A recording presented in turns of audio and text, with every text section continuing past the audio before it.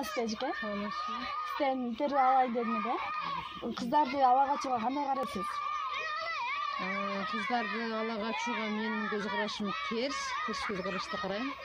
Себеби биздин калкыбыздын бир 80% ислам динин кааламанабыз.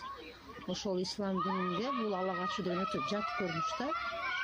Силер өзү китептен да окуп атасыңар, мурунку баягы кинолордо көрсөңүздөр, сөзсүз кызды менен жигитти сүйлөштүргөндө сөзсүз кыздын жеңеси жанында курбусу болот.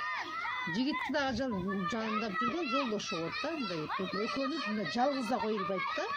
Ошо экөөнүн баягы кызды көрсөткөндө жеңеси алып барат, соң курбусу жанында туруп, анан көрүштүрөт да. Өзү негизи өзү ала качуу эмес, ала качуунун алдында ошо кыз менен жигит, дагы кыз жигит болуп жүргөнү дагы өзү терс көрүнүш исламда.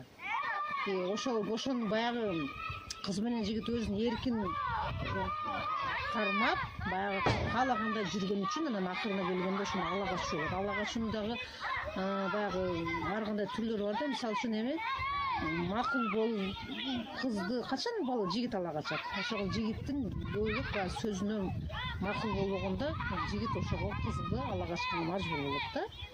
Ошон үчүн бул эки жакты тең баягы көңүлүнө караш керек.